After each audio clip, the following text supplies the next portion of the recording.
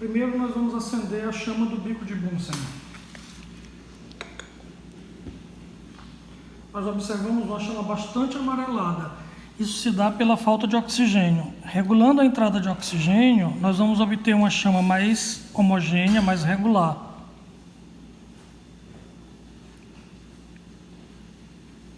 Sem esse amarelado.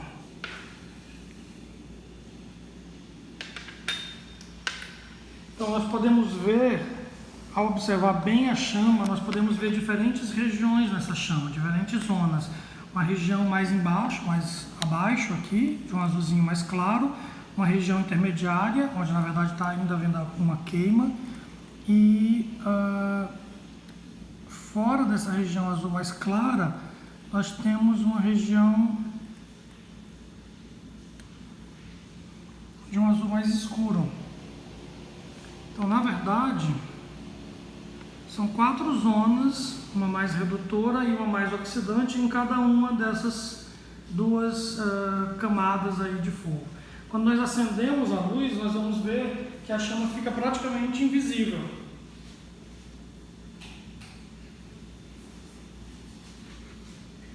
Então, essa chama já pode ser usada para o nosso teste de cátions, né? Teste de chama. Então, para realizar o nosso teste da chama, nós vamos recorrer a uma alça de platina. Essa alça de platina é um fio feito de platina como suporte, e nós vamos mergulhar, né? Nós vamos passar essa alça de platina em ácido clorídrico concentrado e depois na nossa amostra.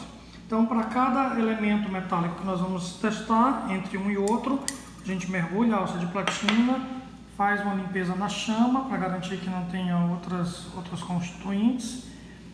Depois mergulha de novo no ácido clorídrico e finalmente faz a análise da amostra.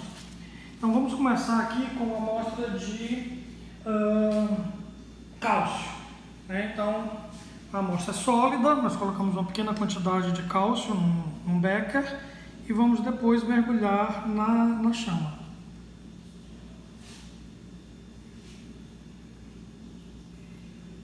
Nós coletamos uma pequena quantidade da amostra na ponta da alça de platina e aí levamos a chama. Aí, por exemplo, nesse caso nós observamos uma chama vermelha que é característica do íon cálcio. Então isso confirma a presença de cálcio na nossa amostra. A gente vai limpando, vai ver que ainda tem cálcio na alça.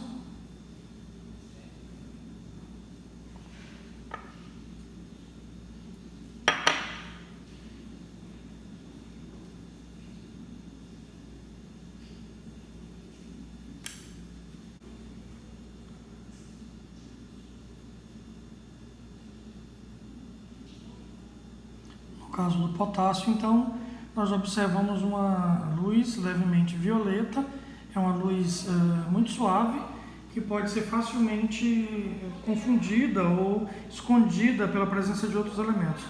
Por isso, quando a gente vai fazer análise de potássio, é importante que alguns elementos não estejam presentes, como é o caso do sódio, que mascara a chama do potássio. Nesse caso, a gente usa um filtro para esconder a emissão do sódio.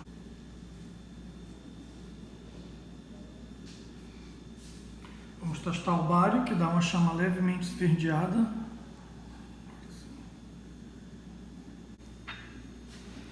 As amostras de cobre, é muito comum que os sais ou óxidos de cobre sejam esverdeados, azulados, principalmente na presença de água. E aí na chama nós obtemos uma cor bem característica de azul esverdeado, que é bem típico do cobre.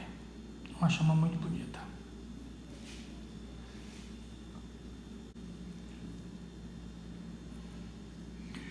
Vamos testar o estrôncio, que tem uma coloração vermelha bem característico na chama.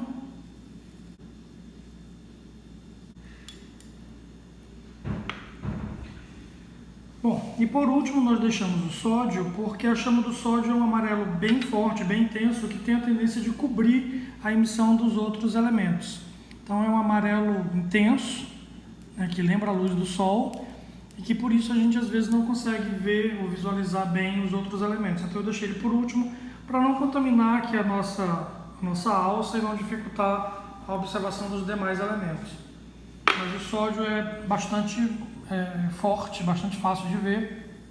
Por isso, amostras que têm muito sódio, é comum que a gente use, como eu já falei, um filtro, por exemplo, um vidro de cobalto, que modifica a emissão dos outros, muda um pouco a cor de cada elemento, mas que faz com que a gente consiga perceber os outros elementos, uma vez que filtra a emissão do sódio.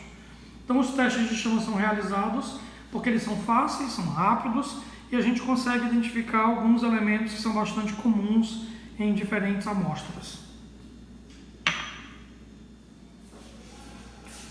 Uma última coisa que eu gostaria de mostrar no experimento de hoje é como é importante a gente utilizar luvas. Vocês devem ter prestado atenção quando eu iniciei o vídeo, nós tínhamos as luvas bem limpas e agora elas estão assim, com uma manipulação muito pequena da nossa amostra, a gente sujou as luvas desse tanto. Então realmente é importante que nós utilizemos os EPIs, inclusive as luvas, quando formos manipular, mesmo que o frasco esteja fechado.